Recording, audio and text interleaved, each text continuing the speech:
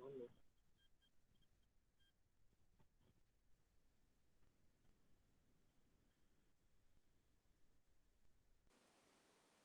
Assalamualaikum warahmatullahi wabarakatuh. Selamat sore semuanya. Sebelumnya, di sini kita akan mempresentasikan terkait UTS dari Sistem Informasi Manajemen Klinik Dr. Trisna. Tapi sebelum itu, izinkan kami memperkenalkan tim terlebih dahulu. Yang pertama, dari anggota kelompok kami ada saya sendiri, Ma'rifah Fitriya dengan 48 dan juga teman saya. Dan saya Erik Ramadan dengan NIM 34. Oke, untuk pembahasan selanjutnya akan dibahas oleh teman saya. Oke, jadi kita lanjut dengan pembahasan profil klien. Ya. Jadi profil klien ini adalah pemilik atau memiliki klinik yang pertama Dr. Trisna Wijaya. Nah ini ownernya juga namanya Dr. Trisna Wijaya juga. Nah ini klinik ini merupakan tempat praktek kerja dari dokter itu sendiri selaku pemilik dan satu-satunya praktisi atau dokter satu-satunya di klinik tersebut yang menangani pasien yang berkunjung. Nah, di klinik ini melayani berbagai macam kebutuhan medis, seperti halnya pemeriksaan, konsultasi kesehatan, operasi kecil, laboratorium, hingga rujukan anak dan dewasa. Nah, nama kliniknya sendiri tadi sudah saya jelaskan. Ini tuh bergerak di dunia medis yang jelas kalau klinik medis. Kode ISIC-nya 8610. Oke, next. Nah, di dalam klinik Dr. Trisna tersebut terdapat beberapa jumlah tenaga kerja, di antaranya satu jelas dokternya dan juga dokter ini apa ya, nggak ada spesifikasi gitu, jadi dokternya itu umum, dokter umum. Nah, untuk tenaga kerja lainnya yakni 5 apoteker, jadi dokternya itu dibantu oleh 5 apoteker. Klinik ini bertempat di Jalan Raya Embong Baru, Jalan Raya Sembayat nomor 2, Sembayat Timur, Desa Sembayat, Kecamatan Manyar, Kabupaten Nganjuk, dengan pos 61151. Nah, untuk offsetnya sendiri, Dr. Trisna sendiri mengklaim bahwasanya beliau dapat mendapatkan 30 sampai 70 juta rupiah per bulan, tergantung kondisional. Seperti kayak pandemi gitu, semakin meningkat omset. Indonesia.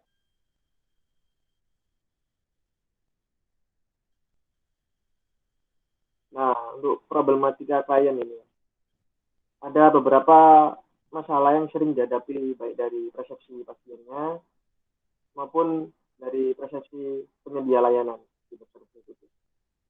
Yang pertama itu ada antrian yang cukup panjang. Nah, ini dilakukan dengan menggunakan kartu antrian yang mana tidak dapat ditinggal jika mendapat antrian akhir. Nah, karena itu bisa beresiko terlewati. Yang kedua ada masalah kartu pasien. Nah, kartu pasiennya itu berbentuk fisik seperti kartu pada umumnya. Dan ini berisiko rawan hilang gitu. Dan jika hilang, sinkronisasi dengan riwayat pasien akan cukup sulit.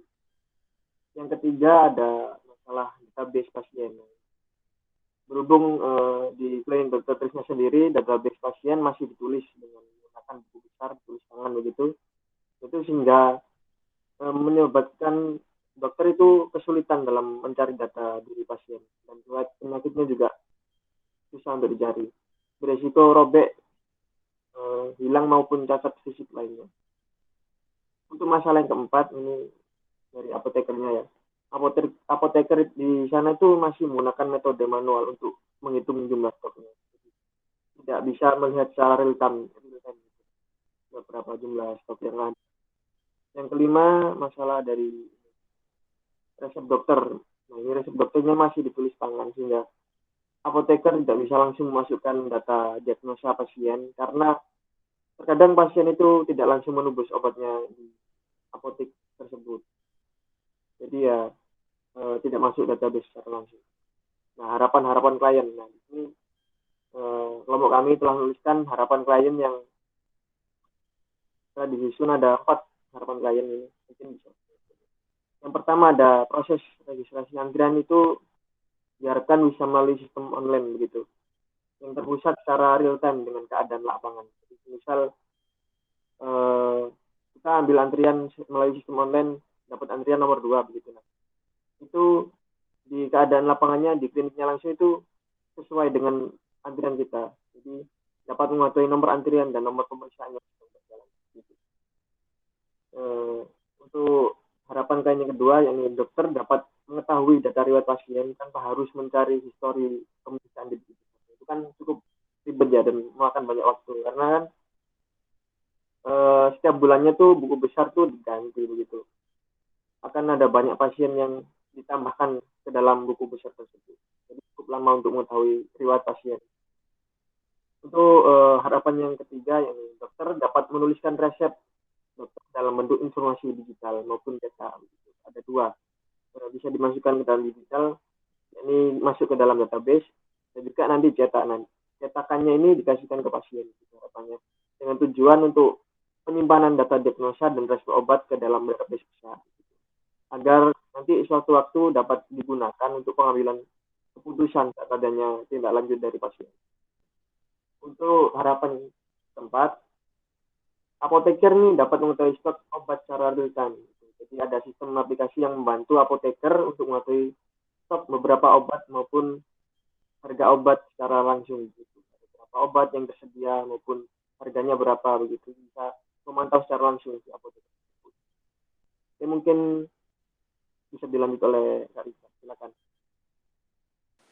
Oke, untuk selanjutnya yakni terkait flowcard proses bisnis exciting, di mana awal adalah start dari pasien, kemudian pasien mengambil kartu registrasi, dilanjutkan dengan mengisi data diri pasien, memilih jenis pelayanan, mendapat nomor antrian. Nah, untuk step selanjutnya ini dilakukan oleh seorang dokter, di mana yang pertama ini yakni proses pemeriksaan, dilanjut dengan pembuatan resep dokter, kemudian membayar biaya pemeriksaan, kemudian apakah pasien menebus obat. Nah, ketika pasien tersebut menebus obat, maka akan dilanjutkan ke proses selanjutnya. Tapi apabila pasien tidak menebus obat, maka prosesnya akan kembali start dari awal ketika pasien ingin memulai pemeriksaan untuk datang di lain hari. Nah, apabila pasien menebus obat, akan dilanjutkan kepada pelaksanaan dari perawat atau apoteker. Nah, dari pihak perawat akan memeriksa catatan dokter dari hasil pemeriksaan.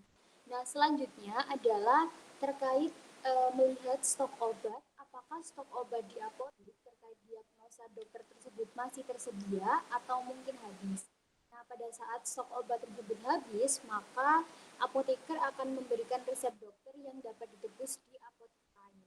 Tetapi ketika stok obat tersebut terdapat pada apotek dan tersedia, maka apoteker akan memberi obat dan mencetak bukti struk. Setelah itu pasien diharapkan untuk membayar tagihan obat.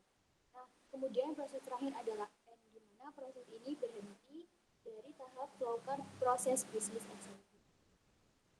Selanjutnya yakni tabel generate kebutuhan fungsional. Nah, kebutuhan fungsional ini diambil dari beberapa problem statement dan juga harapan klien yang sudah kami rangkum. Yang pertama, problem statementnya adalah klien merasa kewalahan dengan antrian pasien yang cukup panjang. Nah, antrian itu diakibatkan karena lamanya pengisian data kartu registrasi. Sedangkan harapan dari klien sendiri, user atau seorang pasien bisa menggunakan kartu registrasi elektronik agar lebih efektif dan efisien. Nah, untuk kebutuhan fungsionalnya sendiri adalah maintenance data pasien, di mana detail dari kebutuhan fungsional sendiri terdapat 5 fitur-fitur. Fitur yang pertama yakni form kartu registrasi pasien, fitur yang kedua yakni input data, nama, alamat, umur, dan nomor handphone.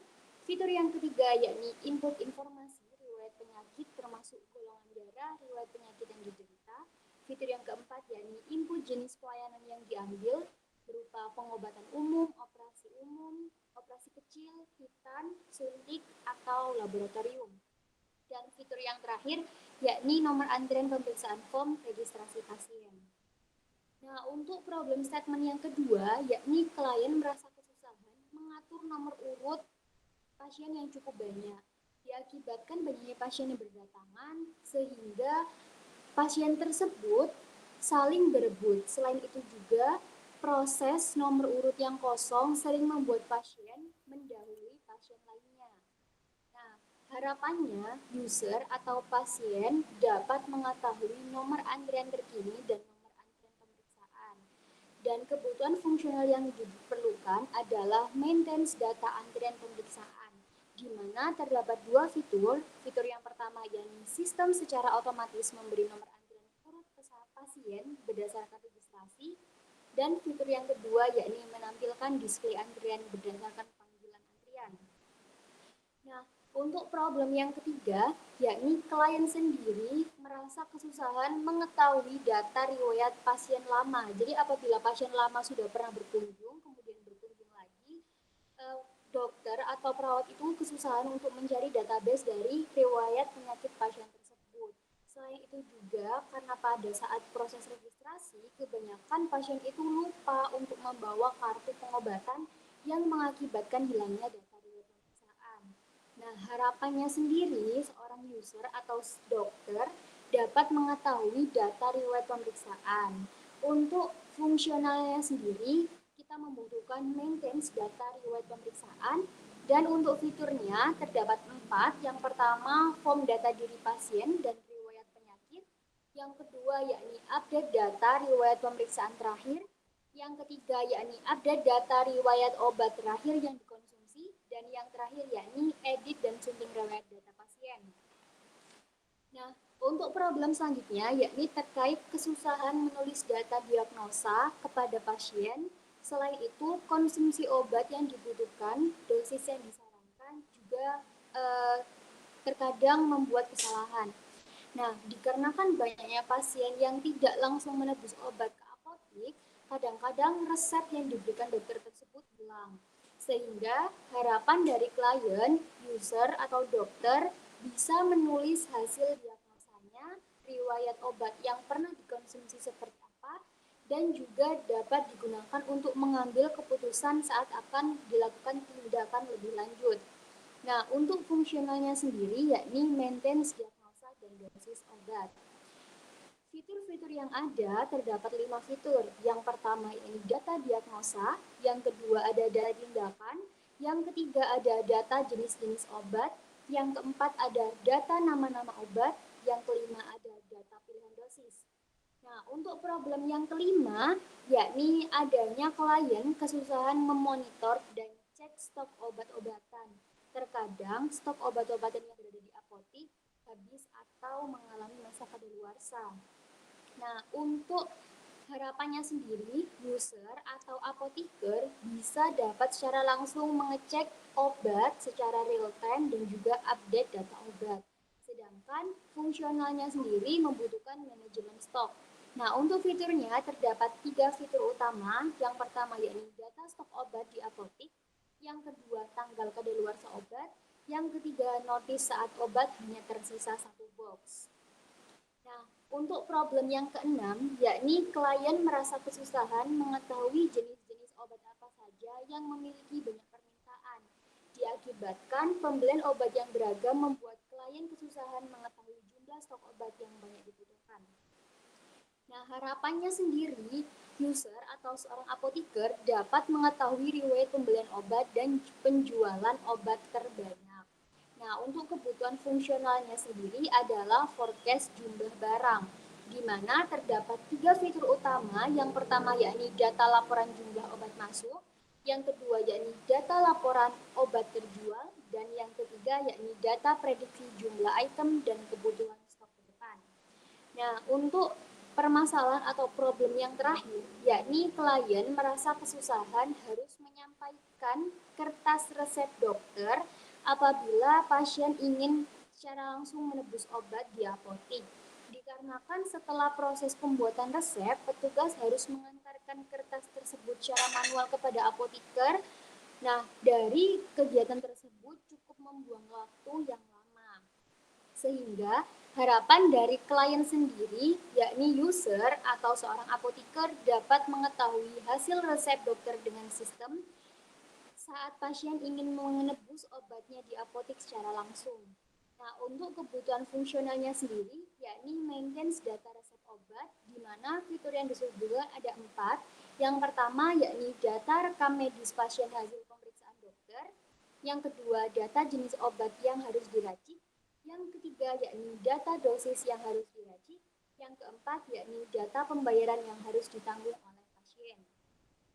Nah, untuk slide selanjutnya yakni menjelaskan terkait kebutuhan non-fungsional, di mana kebutuhan non-fungsional ini yang pertama diharapkan sistem dapat dijalankan oleh beberapa software web browser di antaranya Siri, Google Chrome, maupun Mozilla. Yang nomor 2, sistem dapat diakses selama 24 jam non-stop. Dan yang ketiga, data yang ditampilkan sesuai antara sistem dengan data real di klinik. Yang keempat, sistem harus dapat memastikan data yang digunakan dalam sistem terlindungi dari akses yang tidak berwenang. Dan yang terakhir, yakni sistem memiliki tampilan yang mudah dipahami. Nah, untuk slide selanjutnya akan membahas terkait flowchart proses bisnis. Flowchart yang pertama yakni terkait user pasien, di mana dimulai dari start awal memulai, kemudian dilanjutkan dengan memilih menu transaksi registrasi pemeriksaan. Nah, sistem kemudian akan menampilkan halaman registrasi. Kemudian pasien dapat membuka halaman registrasi pemeriksaan dengan mengisikan nama pasien. Nah, setelah itu, sistem dapat mengecek data pasien apakah terdaftar dalam sistem atau belum terdaftar. Apabila pasien sudah terdaftar, maka akan dilanjutkan ke proses menampilkan form data. Tapi apabila pasien belum terdaftar, maka sistem akan menunjukkan bahwa nama tersebut belum terdaftar dan pasien dapat memilih tombol tambah pasien. Kemudian, pasien setelah memilih tombol tambah, sistem akan menampilkan halaman registrasi awal. Nah, dari si pasien dapat memilih halaman registrasi tersebut, kemudian mengisikan data diri, sistem akan menunjukkan data ID, kemudian menampilkan form data diri. Nah, pasien dapat mengisi form data diri tersebut untuk memilih jenis pelayanan, kemudian sistem akan menunjukkan penyimpanan data registrasi. Setelah itu, apabila sudah mengisi dari form data diri dan juga jenis pelayanan, sistem akan langsung menampilkan pesan berhasil disimpan. Setelah itu, data pasien dapat disimpan, kemudian dapat memilih tombol cetak kartu. Nah, kemudian sistem akan mencetak kartu pasien dan pasien dapat mendapatkan kartu pasien, kemudian diakhiri dengan selesai. Untuk proses selanjutnya, yakni proses bisnis dari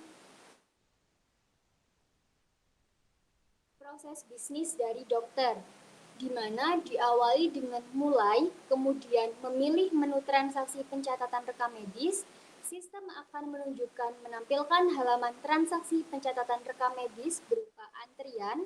Kemudian dokter dapat memeriksa halaman daftar antrian pasien, dilanjutkan dengan memilih tombol proses pasien untuk pelaksanaan pemeriksaan, dan sistem akan menampilkan halaman pencatatan rekam medis. Nah, kemudian dokter dapat memilih halaman pencatatan rekam medis dengan cara data rekam medis terdapat 3 data. Yang pertama, sistem akan menunjukkan pilihan diagnosis. Yang kedua, sistem akan menampilkan pilihan tindakan. Yang ketiga, sistem akan menampilkan pilihan obat.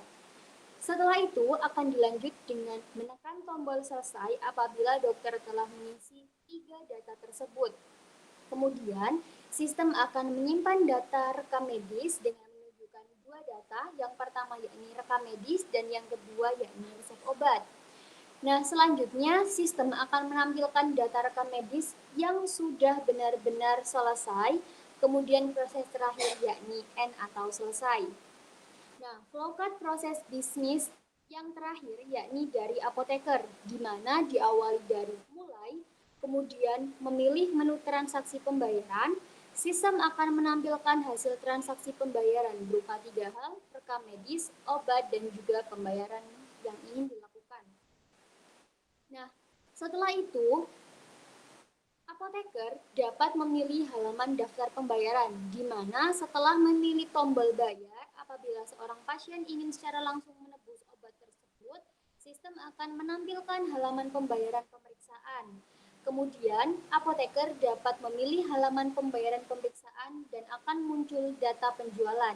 Data penjualan sendiri terdiri dari 2 kategori. Yang pertama yakni menampilkan tindakan yang telah dilakukan oleh dokter berupa pemeriksaan, dan data selanjutnya yakni menampilkan obat-obatan yang telah diresepkan atau direkomendasikan oleh dokter.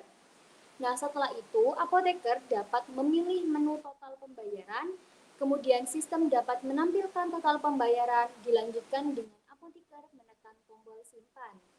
Nah, setelah itu, sistem dapat menyimpan data pembayaran dan sistem akan menampilkan pesan berhasil disimpan, kemudian apoteker melakukan pembayaran telah disimpan dan dapat menekan tombol cetak struk, di mana kemudian sistem dapat mencetak nota pembayaran yang akan diberikan kepada pasien dan apoteker dapat memberikan nota pembayaran tersebut kepada pasien untuk proses pembelian obat dan yang terakhir yakni selesai. Nah, mungkin itu saja presentasi dari kami.